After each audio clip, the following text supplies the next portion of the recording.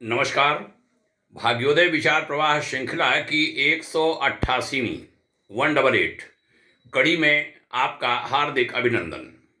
आज 31 दिसंबर 2023 वर्ष का आंग्ल वर्ष 2023 का अंतिम दिवस। वर्ष की विदाई पर आपको ढेर सारी शुभकामनाएं। कल से नया अंग्रेजी साल आ रहा है, उसकी पूर्वतः बधाई भी। मित्रों, 2024 कल आरंभ हो रहा है। देश की लोकसभा चुनी जाने वाली है। मेरा विषय राजनीतिक नहीं है, सामाजिक है, लेकिन संकेत करना चाहता हूं कि चुनाव आते ही खूब जातियों की बातें होंगी, फिरकों की बातें होंगी। ये मेरा समाज, वो मेरा समाज, वहां पर इतने वोट, यहां पर इतने वोट। खूब बातें होंगी, खूब बातें होंगी।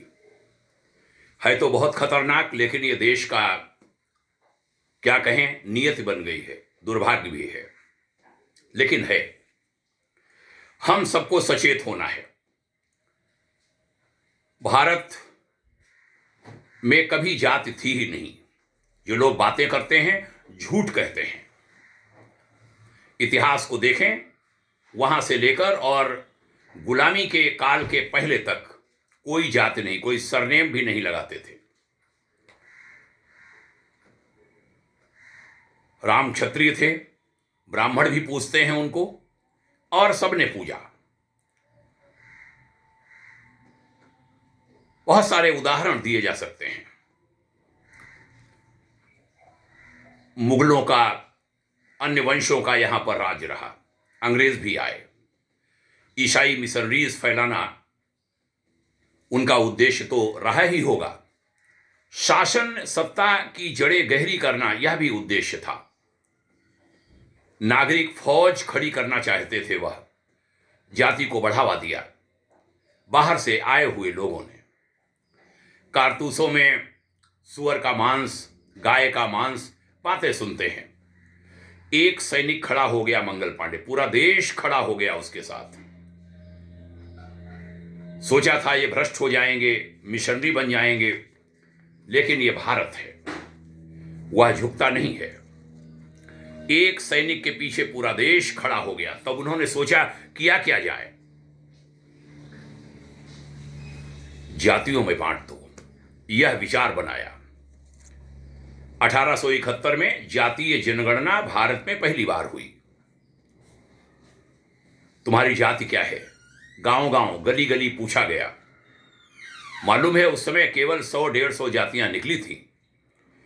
1931 में जातीय जनगणना का विरोध महात्मा गांधी और श्री जवाहरलाल नेहरू ने तगड़ा विरोध किया था।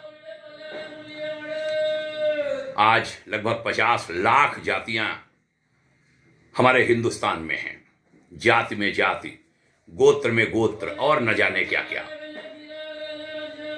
डॉक्टर हटन अमेरिकी प्रोफेसर थे, अमेरिकी विश्वविद्यालय में। उन्होंने जातीय जनगणना के नुकसान दुनिया को बताए थे, और भारत को भी। मैंने कहा गांधी नेहरू ने तगड़ा विरोध किया था। आज उनके अंशज वंशज जातीय जनगणना की मांग बड़े जोरदार ढंग से कर रहे हैं, और सभी दल उसमें शामिल हो रहे हैं। क्या कहा जाए, बस यही है, सिर पीटने का मन करता है।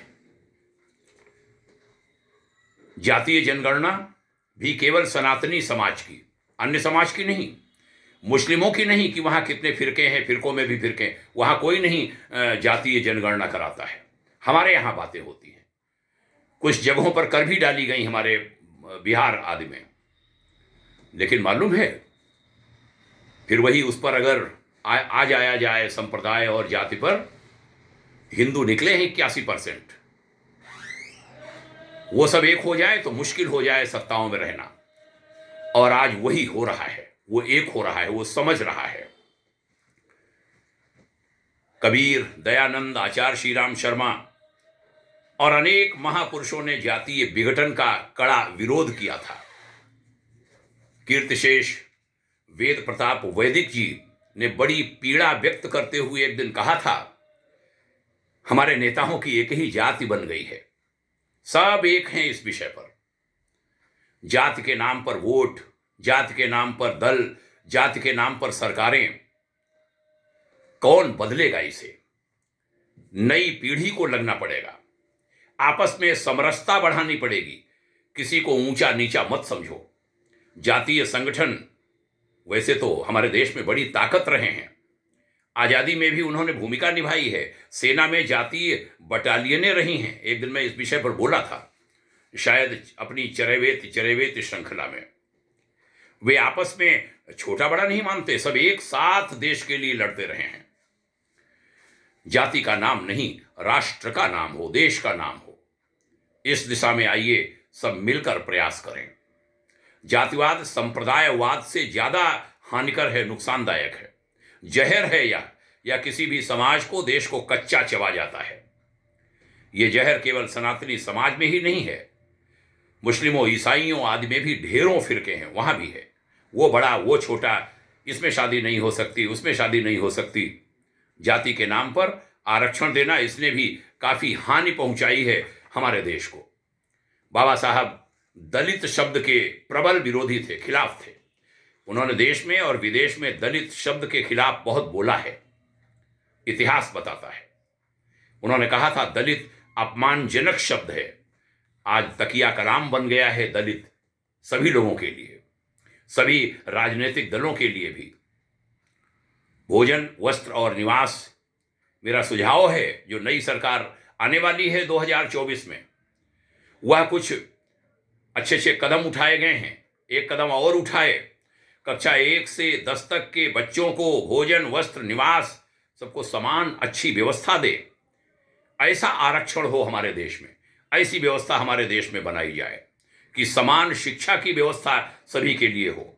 शिक्षा और चिकित्सा आज 5% लोगों को ही ठीक ठाक मिल पाती है, वो बढ़कर के 80, 90, 100% तक बढ़कर के जानी चाहिए।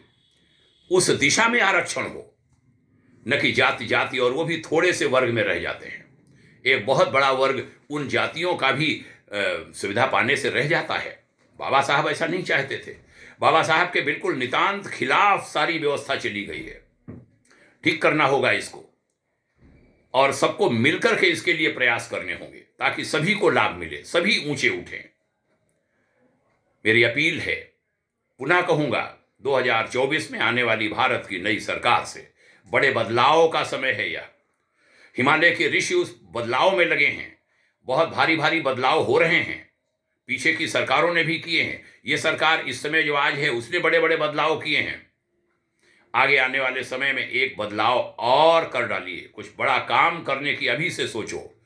कड़े निर्णय लेकर आरक्षण का लाभ देना है तो कमजोरों को दे दो, पढ़ाई में दे दो, चिकित्सा में दे दो, शिक्षा में दे दो, आवास में दे दो। उस दिशा में काम हो भी रहा है, और कुछ करने की जरूरत है। वही कुछ प्रतिशत लोगों को ही घुमा फिराकर लाभ मिलता रहे, वो ठीक नहीं है। बहुत सारे लोग वंचित पड़े, वो वही हैं। मैंने एक दिन कहा था, वहीं खड़े हैं। बाबा आता था, दादी आती थी, पर बाबा पर नाना आते थे। झोपड़ी में गरीबी दूर करेंगे, गरीबों हमारे साथ खड़े हो। आज नाती, पोता, परपोता, परनाती वो जा रहे हैं उन्हीं झोपड़ियों में। चेहरे बदले हैं, वही स्वरूप है। कब तक कहते रहोगे? इसमें बदलाव लाने की आवश्यकता है, परिवर्तन लाने की आवश्यकता है। जाति नहीं, आर्थिक कमजोरी बने हमारी सुविधा और लाभ देने का मानदंड और मापदंड, उस दिशा में प्रयास हो। समापन करूंगा समाज के हम सब लोगों से ये कहते हुए, एक हो जाओ, एक सारे लोग एक हो जाओ, सारे सनातनी एक हो जाओ, सारे भारतीय एक हो जाओ। अब भारतीयों से हमें नहीं कहना है, भारतीयों से कहना है। वह किसी के भी जाति के हों, किसी भी पंथ के हों, सबसे कहना है भारतीयों से। सभी भारतीय एक हो जाएं, और जो अभारतीय, जो नुकसान पहुंचाना चाहते हैं हमारे देश को, और हमें तो वसुधैव कुटुंबकम का मंत्र दिया गया है, पूरी दुनिया एक है, लेकिन दुनिया में देवों से हमें रिश्ता बनाना है, असुरों से नहीं। असुरों का तो वध किया जाता है, असुरों का तो विरोध किया जाता है, उनका तो शमन और दमन किया जाता है। देवत्व को बढ़ाना है, अच्छाइयों को बढ़ाना है, भलमनसाहत को बढ़ाना है। भलमनसाहत हमारी जाति हो जाए, देवत्व हमारी जाति हो जाए, भारतीयता हमारी जाति हो जाए। आइए इस दिशा में मिलकर प्रयास करें। प्रभु इस दिशा में सबको सद्बुद्धि दें, धियो यो नः प्रचोदयात् सफल हो जाए। यही ईश्वर से प्रार्थना, मंगल कामना, भाग्योदय प्रणाम आप सभी को, सभी के उज्जवल भविष्य की शुभकामना कहता हूं। पुनः 31 दिसंबर 2023 को आज के दिन आप सभी के उज्जवल भविष्य की शुभकामना। युग बदल रहा है, नया समय आ रहा है। उस नए समय, नए युग का दर्शन करने के लिए आप सबको स्वस्थ जीवन मिले, यही मंगल कामना। हम सब आंखों से देख सकें बड़े बड़े बदलाव। नहीं देख पाएंगे, दोबारा धरती पर आएंगे और उन बदलावों का हेतु बनेंगे। नई पीढ़ी से यही कहना है कि आपके पास मौका है ये सब करने के लिए। उस दिशा में आगे बढ़िए, मिलकर आगे बढ़िए। बहुत कुछ करने की जरूरत है, वो सब मिलकर कर डालिए। हम लोगों ने अपनी जवानी, जीवन लगा दिए हैं आप लोगों के लिए रास्ता बनाने के लिए। वो रास्ता, सुंदर सा राजपथ आपके लिए तैयार है। आप करिए समझदारी पूर्वक, ईमानदारी पूर्वक, विवेक पूर्वक, बहादुरी पूर्वक। कल्याण हो आपका, कल्याण हो देशवासियों का, कल्याण हो सनातन संस्कृति से जुड़े लोगों का, कल्याण हो सभी भारत और भारतीयता को मानने वालों का। यही शुभकामना कहते हुए आज की चर्चा का समापन करता हूं। यह बातें अच्छी लगती हैं, अन्य लोगों में अवश्य पहुंचाइए। आपके उज्जवल भविष्य की सदाकांक्षा। पुनः प्रणाम। जय हिंद, शुभकामना। ओम शांति।